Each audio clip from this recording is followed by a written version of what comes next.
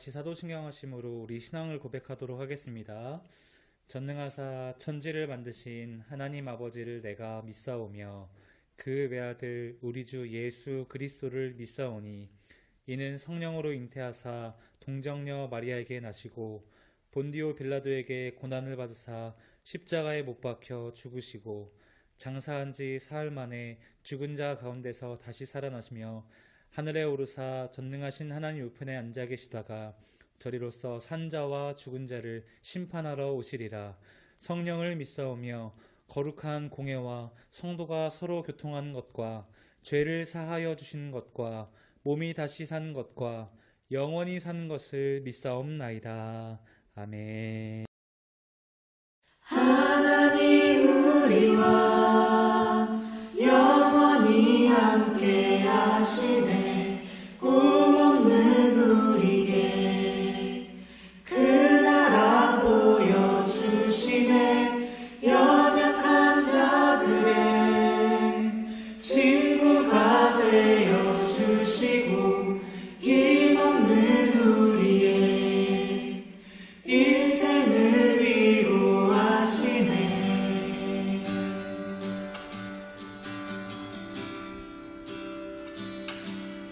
당신은 시간을 뚫고 이 땅 가운데 오셨네. 우리 없는 하늘 멋지 않아 우리 삶에 오셨네. 자신의 편안 버리고 우리에게 평안 주셨네. 가장 낮은 자의 모습으로 우리 삶에 오셨네.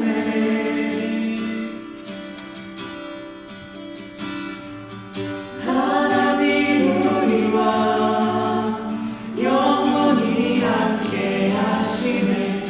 꿈없는 우리에게 그 나라 보여주시네. 연약한 자들의 친구가 되어주시고 힘없는 우리의 인생을 위로하시네.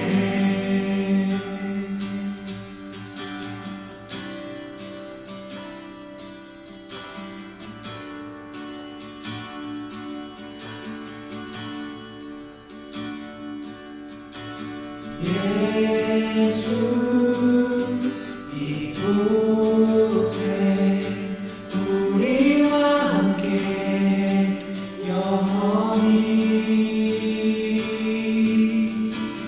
예수 이곳에 우리와 함께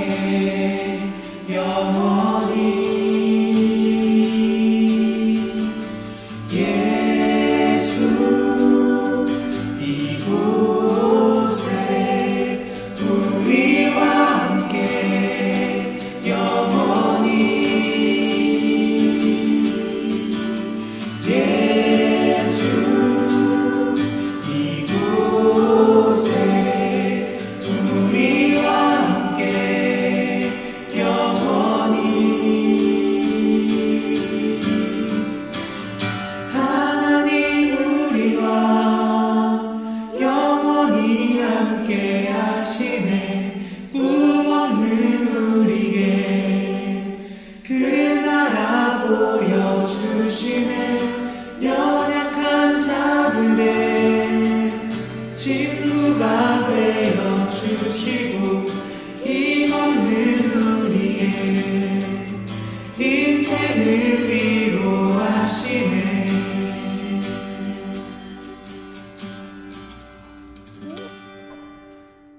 함께 말씀 보겠습니다. 오늘 말씀은 잠언 16장 18절에서 20절까지의 말씀을 함께 보겠습니다. 우리 함께 읽을까요? 시작! 교만에는 멸망이 따르고 거만에는 파멸이 따른다. 겸손한 사람과 어울려 마음을 낮추는 것이 거만한 사람과 어울려 전리품을 나누는 것보다 낫다. 말씀에 따라 조심하며 사는 사람은 일이 잘 되고 주님과 믿는 사람은 행복하다. 아멘. 우리 친구들 잘 지내고 있죠? 코로나로 인해 우리가 이제 딱 한 달 못 보고 있네요. 그동안 우리 성문에 코로나로 인해 확진자들이 넘쳐나고 있다는 제보들이 들려오고 있습니다. 그래도 괜찮아요. 우리는 단지 확진을 막고자 면역력을 키우기 위해 잘 먹고 그러고 있는 겁니다. 그렇게 우리는 사회적 역할을 다하고 있는 거예요. 전 선생님은 이제 한 달째 방콕 생활을 하고 있는데요. 하루바삐 코로나 사태가 진정되지 않는다면 정말 맞는 옷이 없어서 밖을 못 나가게 될 것 같아요. 한 달째 방콕 생활하면서 큰 즐거움을 준 것이 있어요. 바로 이태원 클래스였죠. 지난주 이태원 클래스가 끝나고 웹툰으로 정주행을 했었는데 정말 인상 깊더라고요. 이태원 클래스에는 주인공 박세로이 그리고 주인공 여친 이서 등 정말 매력적인 친구들이 나오는데요. 이 친구들을 직접 볼 수 없으니 웹툰 보면서 작가님을 만나고 싶다는 생각을 하게 됐어요. 그런 생각을 든 건 정말 처음이었습니다. 근데 반대로 비호감 인물도 나오더라고요. 장기 회장과 장기 회장 아들. 비호감이라 그런지 이름이 안 외워지더라고요. 여러분도 이 두 명이 참 비호감이었죠. 왜 비호감이었을 것 같나요? 자, 우리 왜 비호감이었는지 영상 같이 한번 볼까요? 눈 뜨라고 새끼야. 그만해. 이 학교의 룰 하나 알려줄까? 장근원이 법이다. 네, 이 두 사람이 다른 사람을 무시하는 언행들이 이 둘을 비호감으로 인식하게 했죠. 장가부자의 잘못이 무엇일까요?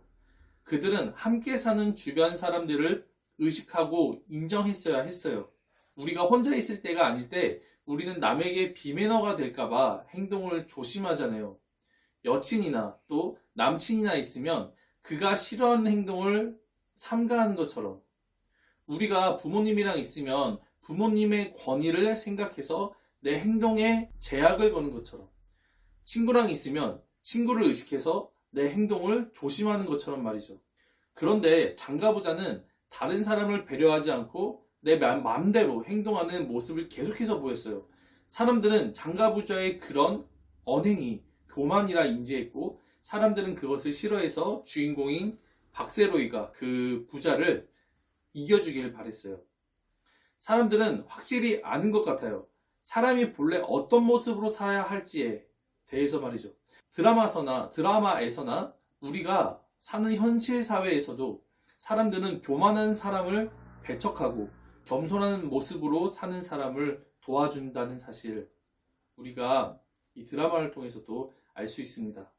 자, 그럼 성경에서는 어떻게 우리에게 알려주고 있을까요? 같이 말씀을 읽어볼까요? 오늘 함께 본 말씀 중에 18절 말씀 같이 한번 보겠습니다. 교만에는 멸망이 따르고 거만에는 파멸이 따른다. 세번역 성경이에요. 교만이 멸망으로 가는 지름길이라고 하나님은 말씀해주고 계세요. 그럼 교만이 무엇일까? 교만은 장가 부자처럼 주변 사람을 의식하지 않고 되려 무시하며 자신이 가진 것으로 더 없는 사람들을 깔보는 행동이 바로 교만입니다. 한마디로 남을 의식하지 않고 자기가 하고 싶은 대로 행하는 모습이 바로 교만인 거예요. 친구들, 하나님의 자녀인 우리들이 왜 주일마다 때마다 모여서 예배하길 원하시는지 궁금한 적 있으세요? 우리 함께 19절 읽어봅시다. 시작. 겸손한 사람과 어울려 마음을 낮추는 것이 거만한 사람과 어울려 전리품을 나누는 것보다 낫다. 우리가 잘 되길 바라시는 하나님은 우리가 함께 생활하면서 예수님 알기 전에 내 욕망만을 쫓아 생활했던 예전의 교만함을 벗어던지고 서로 도우고 사랑하는 겸손을 배우길 원하시는 거예요. 이태원 클래스의 주인공인 이름이 갑자기 생각이 안 나네. 주인공 박세로이가 왜 매력적인 줄 아세요? 바로 자기 주변 사람들이 잘 되길 바라는 자기 주변 사람들을 세워주는 겸손함이 있기 때문입니다. 그래서 주인공의 주변에 유능한 사람들이 붙어서 그를 도와주게 되는 것입니다. 교만한 자는 멸망하고 겸손한 자는 행복을 누리는 것, 이것이 세상을 지으신 하나님으로부터 시작된 법칙이에요. 아멘이세요? 우리 늘 사람들 사이에서 교만함으로 살아가는 것이 아니라 겸손함으로 살아가는 우리 친구들이 되기를 바랍니다. 그런데 세상에는 사람만 있는 것이 아니죠. 또 누가 있죠? 예, 바로 하나님이 계세요. 우리 기독교인은 하나님이 계시고 또 그 하나님이 모든 곳에 계시고 모든 세상을 살피신다는 것을 자각한 사람들이에요. 이런 우리는 나는 하나님 앞에 있다는 것을 깨닫게 됩니다. 내가 하나님 앞에서 살아간다는 것, 이것을 코람데오라고 합니다. 코람, 이것은 앞에서, 그리고 데오는 하나님이죠. 그래서 코람데오, 이 무슨 뜻이냐? 앞서 얘기했듯이 하나님 앞에서 살아간다는 것입니다. 그런데 하나님 앞에서 살아가는 것을 알고 있는 우리가 사람도 아닌 하나님의 시선을 의식하지 않고 배려하지 않고 누가 되든 피해가 되든 하나님 앞에서 교만한 언행을 한다면 마치 장가부자가 다른 사람에게 하듯 내 멋대로 행동하며 하나님을 무시한다면 어떤 대가가 따를까요? 그 대가는 분명한 멸망입니다. 하나님은 분명하게 교만한 자를 대적하신다고 했는데 하나님께서 대적해서 살아남을 수 있는 사람은 누가 있을까요? 예, 단 한 사람도 없습니다. 친구들, 우리가 멸망할 길은 다른 것이 아니에요. 우리의 주인 되신 하나님을 무시하며 사는 것, 이것이 멸망하는 가장 빠른 길입니다. 아멘이십니까?